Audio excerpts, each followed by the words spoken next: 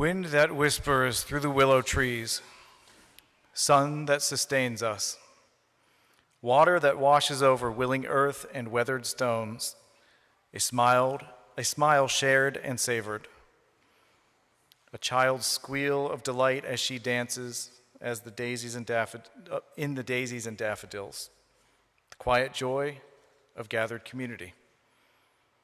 This is the spirit of life and love that we call forth now into this gathering. May this spirit infuse our hearts, fill our souls, and carry us forward like a wave in the ocean. As we enter now into the sacred time and space, come, let us worship together.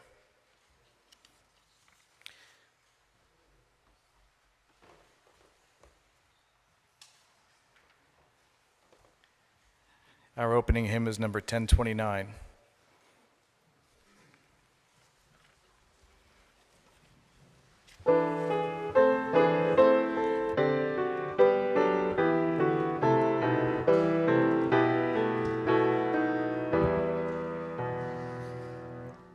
Love knocks and waits for us to hear, to open and invite. Love longs to quiet every fear and seeks to set things right. Love offers life in spite of foes who threaten and condemn, embracing enemies. Love goes the second mile with them.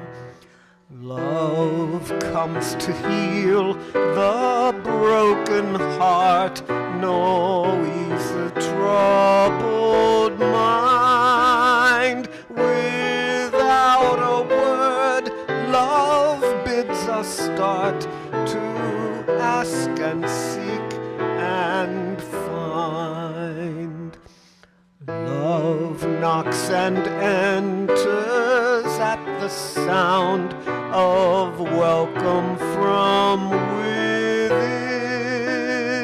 Love sings and dances all around and feels new life begin.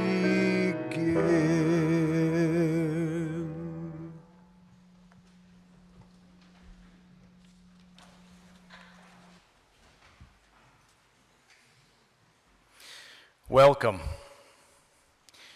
You are welcome here no matter what, alone or with someone, at peace or in turmoil, with or without pain. You are welcome regardless of the places you've been, the things you've seen, the decisions you've made, the actions you've taken, or who you love. You are welcome regardless of how anyone recognizes the sacred in you. We recognize it. You are welcomed here into this loving community, in this loving time and place. We are a church of the here and now, devoted to making the world a better place and caring for one another, whatever promise of a next or another world there may be.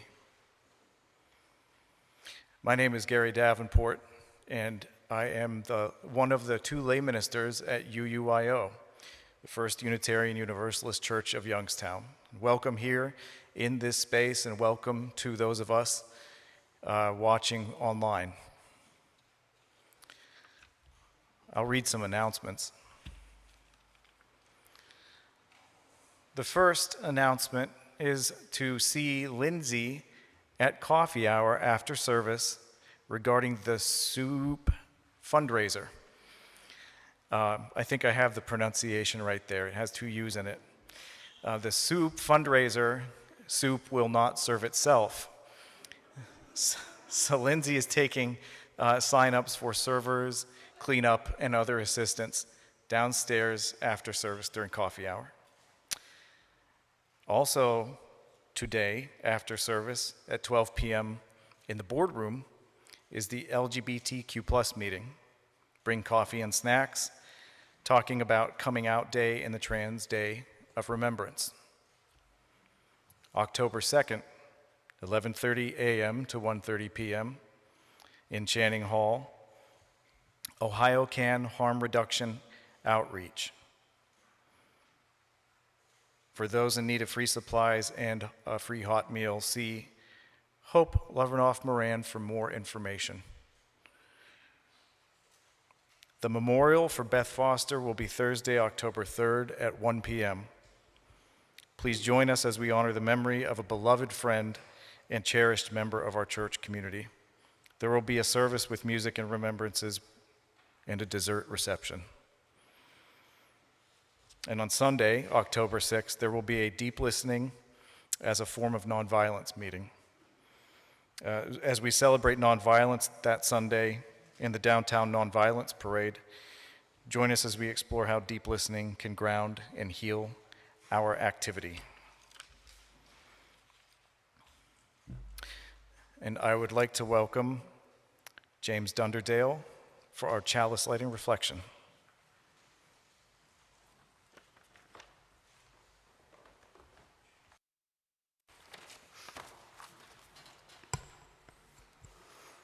Good morning.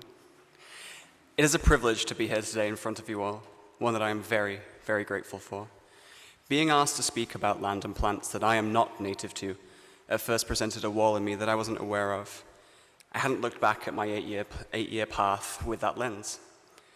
My connection to the land initially grew from the desire to see the swath of monoculture lawns and predatory herbicide companies go extinct. That fire is still there, but it's being channeled into growth of an alternate way, an old way, that cultivates relationships rather than holding dominion over nature. In every tablespoon of healthy soil, there is a complex world of life occurring that we would not and cannot exist without. There is no gap, no disconnect between where that world ends and where we begin. This is a time of year to harvest. It is also the time of year to allow decay and decomposition to play their crucial role in regenerating life for another season. What is decaying for me this season? What is decaying for you? How can this energy be regenerated in all of us? With every new plant connection that forms, it leads to new knowledge and growth. Nature is continually reaching out to us all as kin, but it is down to us to embrace it in return. As I have fed the soil has fed me, my family, my neighbors, and many of you here today, not only as sustenance, but as a font of awakening and understanding. I still feel I have no idea what's going on or what I'm doing. I'm just taking every chance to learn and to listen to these cycles and become more comfortable with both sides of the coin. All of this, in part, is what led me here to this wonderful place, finding like-minded and unique individuals that bring their own light and reflections to this intricate web of inter-being. And with that unity in mind, we light this chalice. We light this chalice.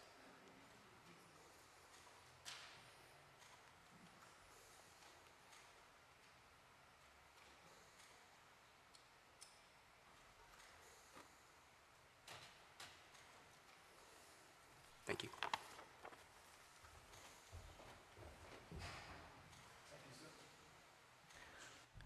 Thank you so much, James. Now, please feel free to briefly greet your neighbor.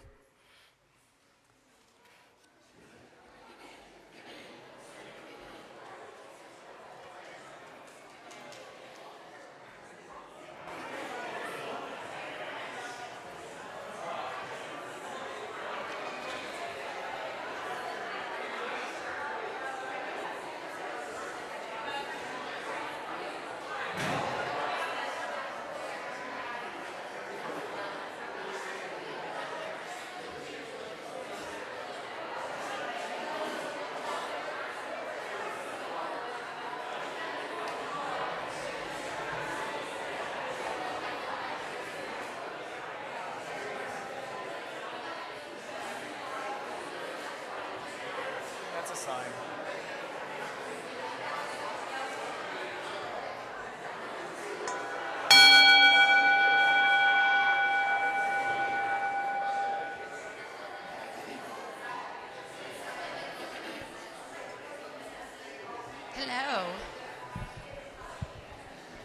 Good morning. So I was going to do a different book today. You can see in your order of service this is not the correct book, but this one is fitting for today. This is called When the Storm Comes, and it's written by Linda Ashman and with illustrations by Taeyeon Yu.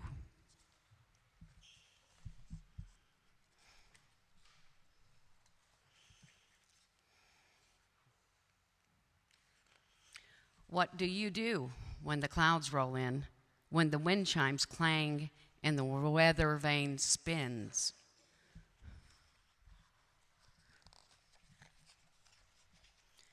We watch, we sniff, we perk our ears and listen as the rumbling nears. We count supplies, we check the news, we find our comfort spot. We snooze. Where do you go when the sky turns gray, when the grasses bend and the treetops sway?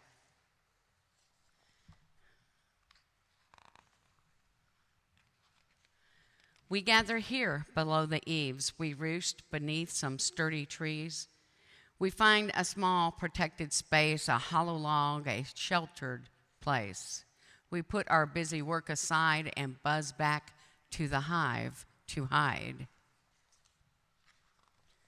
What do you do when the buoys rock, when the waves crash hard against the dock?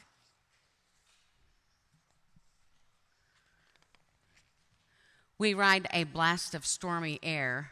We find a cove. It's safer there. We dodge the weather if we can. We swim down deep away from land.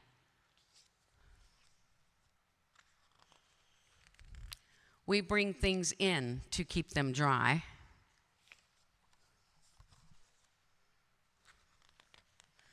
Then lightning cracks and thunder roars. It shakes the shutters, rattles the doors. The rain pours down. The sky turns slate.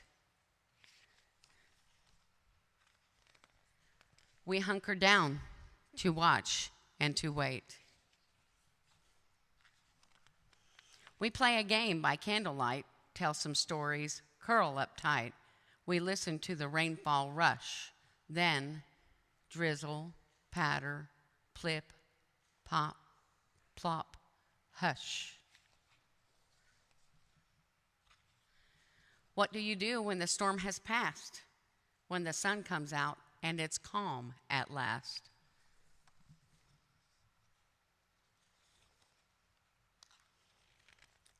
We leave our dens. We scout, we fly, we shake, shake, shake until we're dry. We clean things up. We sweep and rake. We haul debris. We mix and bake.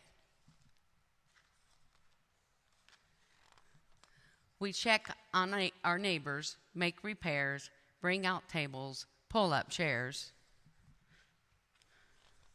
We settle in, enjoy the sun, happy that the storm is done, grateful for the change in weather and for friends who flock together.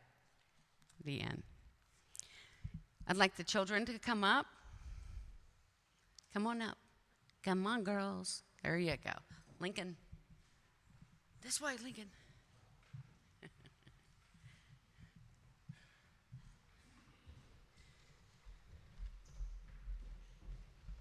So if you don't know the covenant, you know what they mean by basically. Okay, remember, love is the first word. Okay, if you'll look in your order of service, you'll see our covenant that we read together. Love is the spirit of this church and service its law. This is our great covenant, to dwell together in peace, to seek the truth in love, and to help one another. And also in your order of service are the words to the song where we sing the children out the door. We're going to go this way and down the hall, not down the stairs, okay? Okay, ready? Go now in peace, go now in peace. May the spirit of love surround you everywhere, everywhere.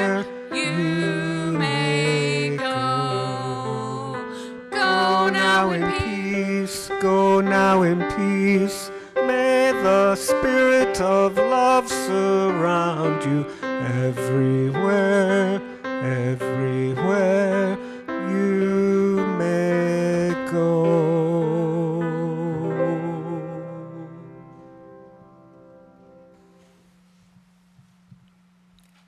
Every week during our service, in addition to pledge requests, we take up an offering.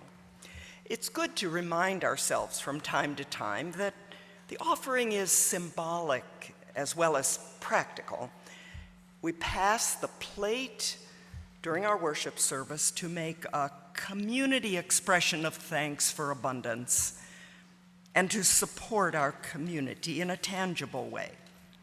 This month, our offering, our loose offering, in addition to pledge donations,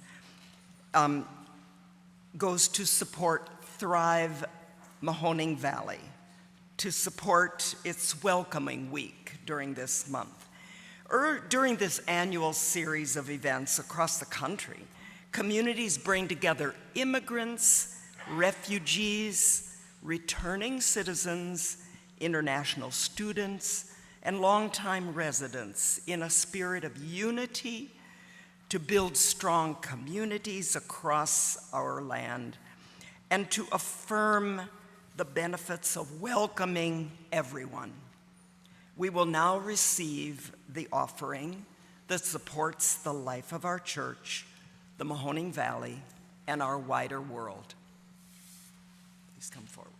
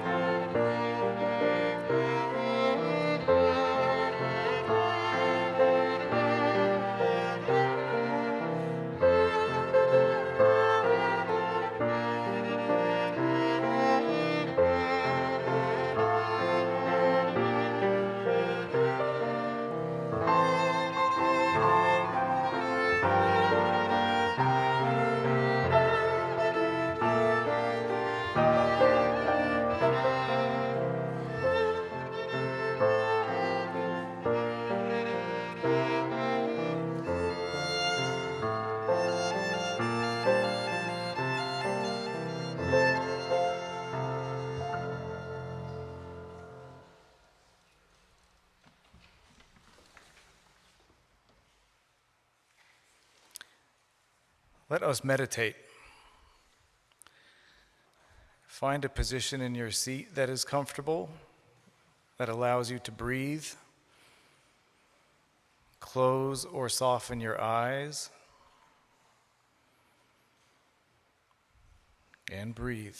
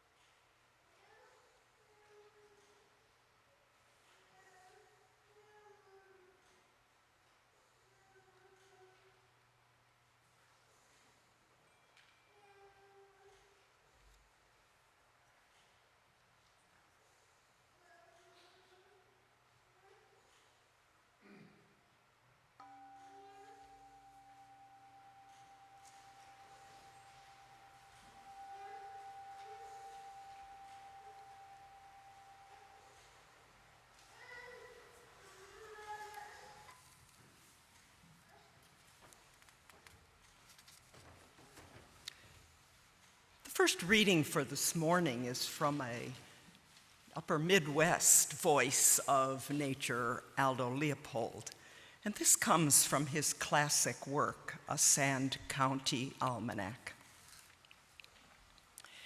Every July, I watch eagerly a certain country graveyard that I pass in driving to and from my farm.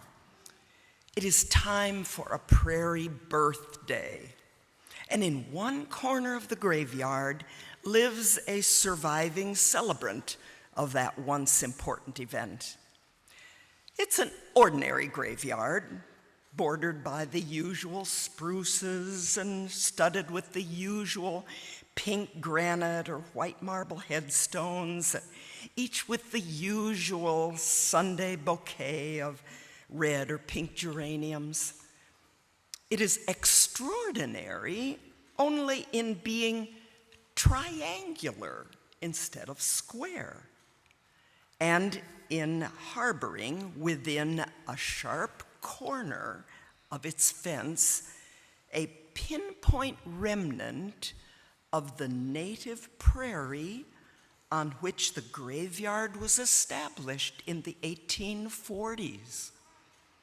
Heretofore unreachable by scythe or mower, this yard-square relic in the corner of original Wisconsin gives birth each July to a man-high stalk of compass plant, or cutleaf silphium, spangled with saucer-sized yellow blooms resembling sunflowers.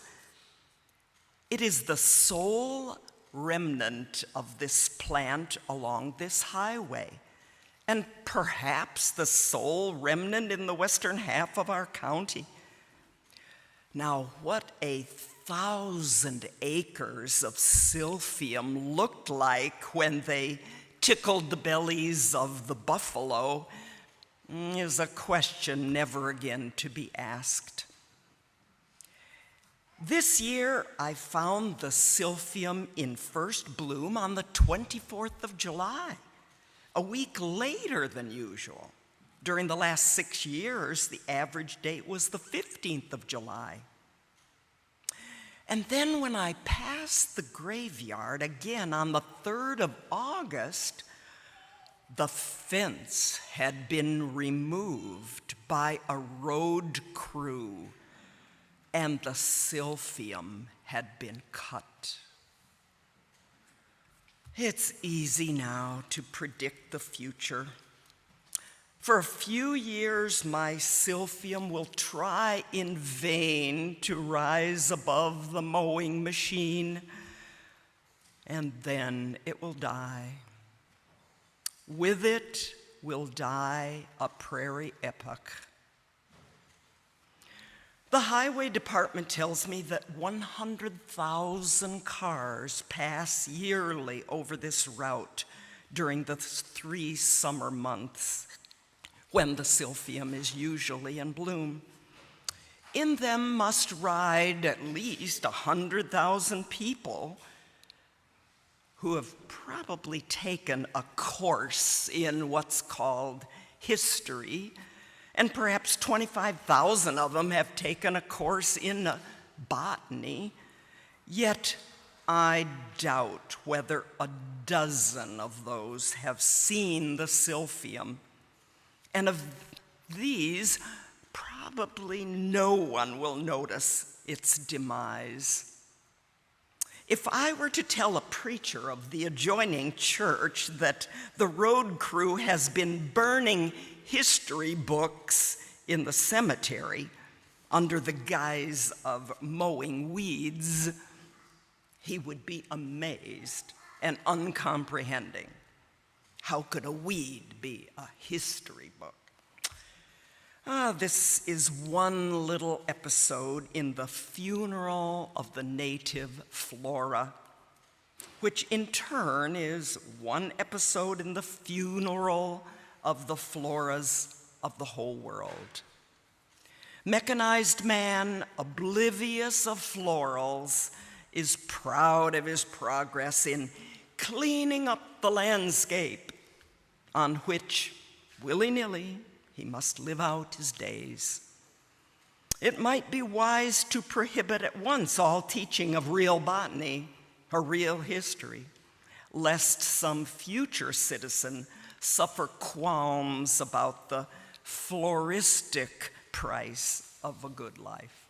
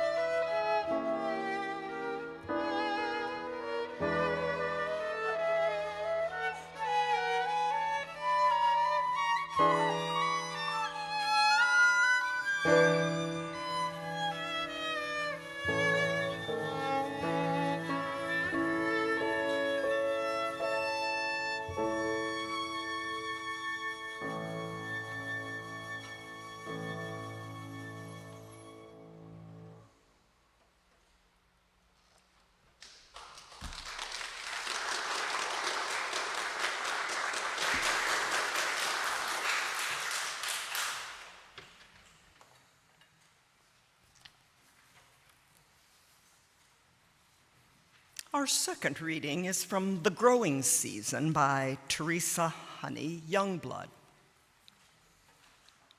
also in a garden. The 6-year-old and the 9-year-old, co-creators of our neighborhood garden this past spring and summer, survey the backyard plot after our first good hard frost. Ooh, that's a lot of dead stuff, says one. Guess we're done here, says the other. They make their way to the far corner where a drooping pumpkin vine has revealed a few small orange orbs that we had missed in previous pickings. I stand over a daunting patch of blackened dahlias. The dying back shows evidence of our months of enthusiasm, but also our horticultural ineptitude, with trowels and forks here and there lost these past weeks or months until the weeds that obscured them were laid low. Heaps of too tall flowers that grew leggy for inadequate sunshine and then flopped over into barely discernible paths. Twisted, odd-angled stems of cabbages and collards, which were planted too shallow, and mats of green mush where crowded lettuces succumbed to the cold, bare soil. I see so much we could have done differently. So many mistakes made in haste, so many times that I chose not to weed, so many corners cut, and no way to do them over again until next spring. How many seasons does a gardener get? 10, 20, 30, maybe, depending on when they start. This finitude makes the regret over missed opportunities and poor choices all the keener. But there is relief and remorse equally in my heart as the growing season comes to a close. Then the 9-year-old is at my side again, attempting mightily to whisper through excitement, "Look, look, look!" And I look where they are pointing. There I see a trio of goldfinches, annual migrants from more northerly climes, hanging upside down to better reach the seeds in the gracefully nodding brown heads of spent sunflowers. And just below that, on a bright Tithonia blossom, a monarch. Somehow, both flower and butterfly were spared from the cold snap. The insect is lingering over the precious late-season nectar, even as gray clouds gather overhead. I think for a moment how this weedy chaos, these beds of failed attempts, look to the wild things. It looks like food. It looks like shelter. Imperfect, but earnestly done, with best efforts, tools on hand, and our collective wisdom, such as it was. It looks like a place of giving. Children and grown-ups and creation itself was tended here and fed.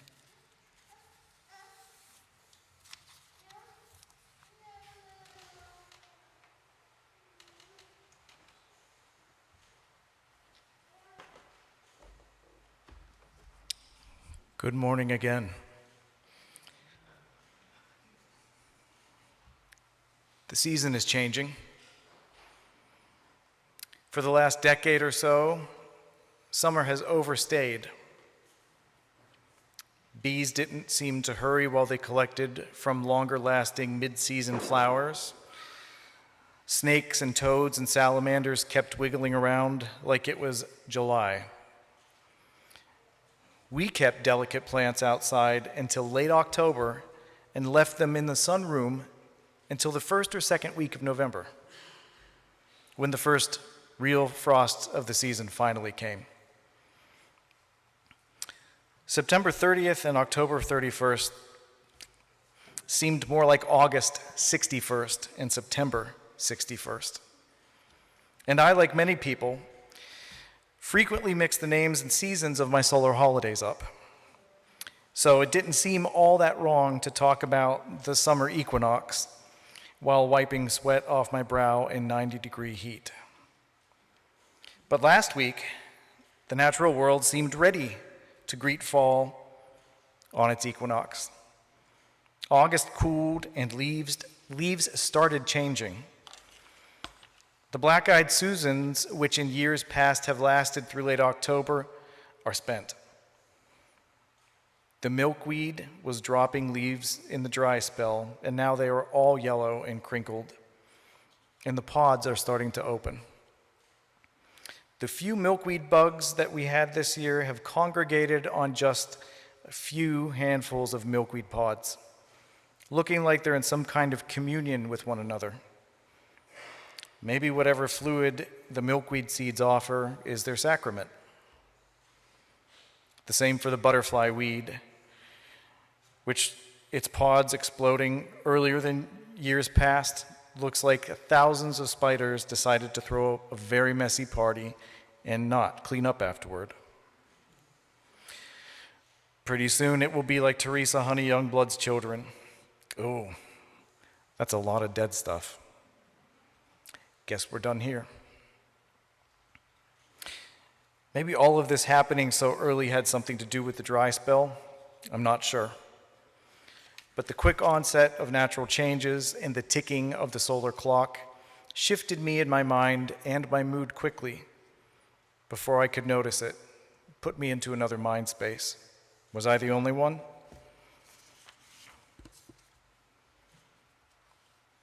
It is interesting to hear and see how people talk about the changing of the seasons. For instance, how it is commercialized. Pumpkin spice season is here, from places selling coffee, if there is some coffee in it, or Halloween candy in stores already since August. There are also hay rides, corn or straw mazes, trolley rides in the park to see the changing leaves, and plenty of photographers taking homecoming pictures of very clean-looking young people wearing flannel, laying on couches covered in leaves in the middle of park roads. Yes, they do eventually let you pass. And for gardeners like Teresa Honey Youngblood and her family, it's time to take stock, clean up, probably cook, freeze, or preserve things. For naturalists and others like Aldo Leopold, it's time to notice the last flowers of the season, if not the last flowers of the entire biome, and write about it so others can connect with them even after they're gone. And in all this bustle of activity, we must also note the darker side of the season. Many of us, including me, start to feel slow, low, blue, depressed, burned out, achy this time of year. Causes can range from the physical, like long-healed, injured bones and joints. Not looking forward to how basic tasks get more difficult, or what the lack of sun and the subsequent dearth of vitamin D does. Remember when what we now call seasonal affective disorder was called the dumps or the winter blues? So the ability to talk about these things publicly is its own blessing.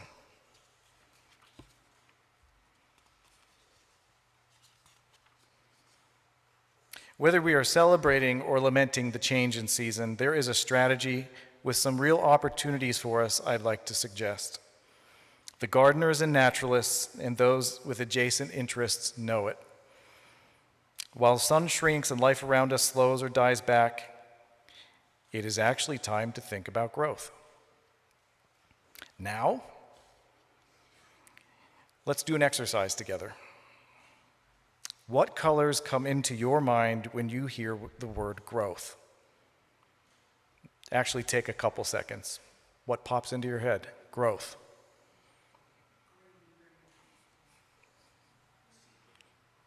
It's a good one. Two palettes come to my mind. When I think of growth, first I see small patches of bright white snow on top of old brown and gray rotted wood chips and leaves, with bright yellow green umbrellas of mayapple bursting through here and there. For me, that is spring. I go outside every day and look for them, and it's never me who sees them first. It's always her. It's always my wife. Another thing I think of, another palette that comes to mind, is a blanket of intense dark green with what looks like bright orange-yellow light bulbs on top. We saw this around our sign facing Elm Street and in the patio bed just over there. Sometimes during summer services downstairs, the black-eyed Susans looked so bright, I was distracted by them. So while we see a palette of oranges and yellows and reds soon, giving way to muted earth tones and stony, aged sandstone grays and salted asphalt silvers, I will struggle to remember these palettes of spring and summer. Can palettes related to the idea of growth color how we think about serving the community of life in our natural world? How do we serve life of every kind, especially our smaller cousins in the animal kingdom that we are connected to? Last year, some congregants expanded the flower bed by the sign facing Elm Street by about 30, 40 square feet as an experiment and an exhibition. And they are, I think all of them are here, so hi, thank you. They planted gray coneflower, purple coneflower, and our black-eyed Susans.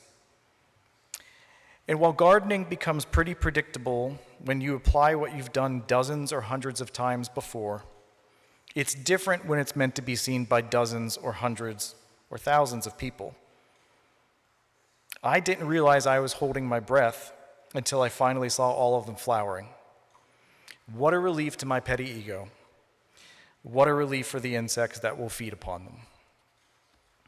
So yes, many thanks to those congregants, but can we do that again? Can we come together sometime this fall and talk about wildflowers that grow to about 3 or 4 feet? Flower at times to cover the whole season. Look beautiful, start conversations, and feed pollinator species. Offer habitat to insects. Can this conversation result in an order of plant plugs and a timeline for preparing another enlargement of the flower bed? Maybe 100 square feet, maybe more. We figure out whether we do the work with volunteer labor or we hire it out. That's the agenda for a meeting, by the way, all right there. And send other questions or concerns my way. At some point we'll get together and talk about that. Leopold's silphium are indeed gone from the landscape. And maybe they're too tall to put in our front flower bed. So it is up to people like us to help extinguish the monoculture lawns and replace them with some wildflower species that some of our ancestors took away. There's another kind of growth to consider too. Goes back to James's chalice lighting. While he talked about native plants and the health of our environment, he also talked about finding like-minded and unique individuals who each bring their own light and reflections to this intricate web of interbeing. It was wonderful. That's us. And next month begins pledge season. It is our chance to not only sustain our congregation, but to grow it. And I have a really great story about why I started to come here. And it has to do with checking the church out because I lived nearby, 2 blocks north, knowing a lot of people that went here from school. And when a tragedy struck the neighborhood, this church, without thought, offering its facilities, and then its members showing up. I didn't know them. They showed up to help out an effort to do something in the neighborhood. But because I know that coffee hour is important and we need to move, get up out of our seats a little bit, I'm not going to go into that whole story. But I think this is the season coming for telling our stories about why we find value in this community, why we are a beacon of light, why we are a safe harbor in the storm. And by the way, did you hear the thunder rumbling right before Kathleen read the story about the hurricane? And we planned that. Just want to make sure you knew that. This is the season of sharing our stories about why we have ended up here and why we stay here and why we find this congregation has such value to ourselves and the rest of the community. So maybe I'll get a chance to share a longer version of that, but I think others have stories that they will be sharing in the near future.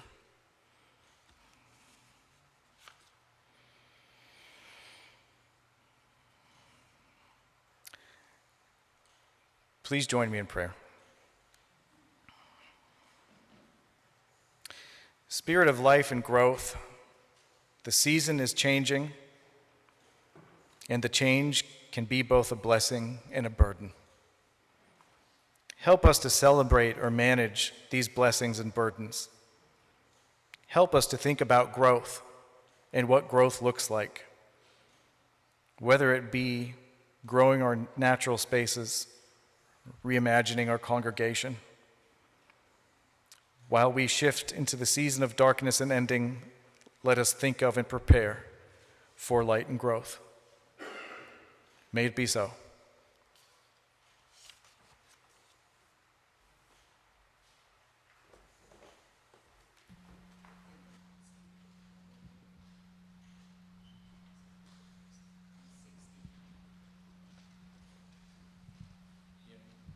Hymn number 116.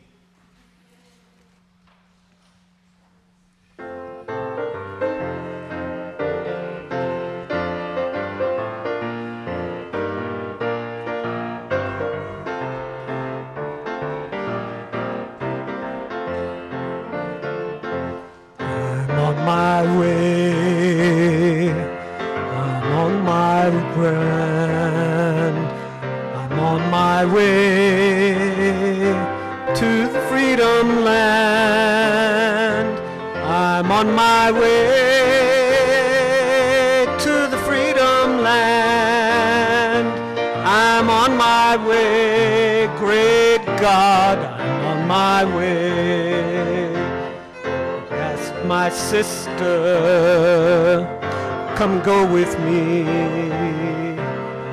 I asked my sister, come and go with me. I asked my sister, come and go with me.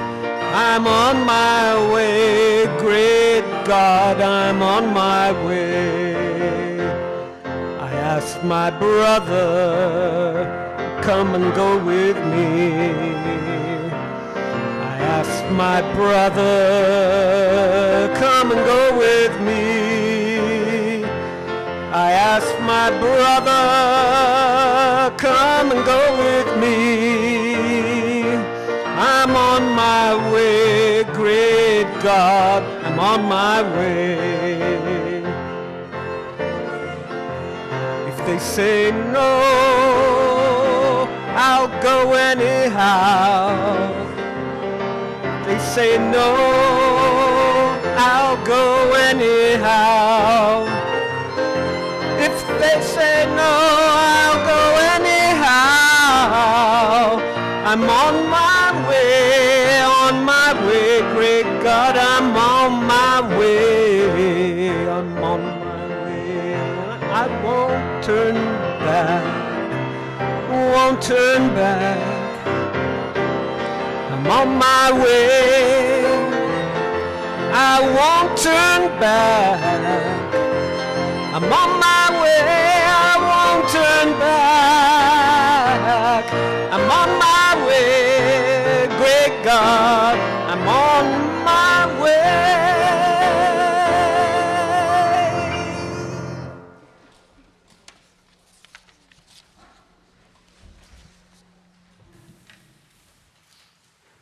There's an author to our chalice extinguishing, Maddie Cephantis, and this comes from We Keep Its Light in Our Hearts.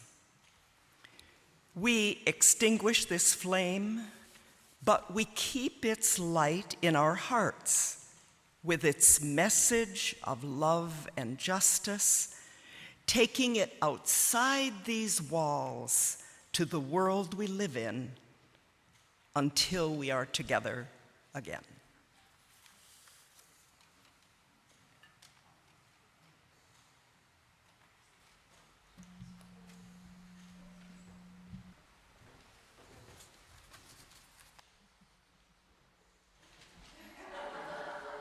Hi there.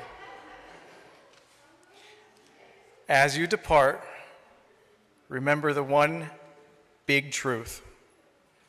You are loved and never truly alone.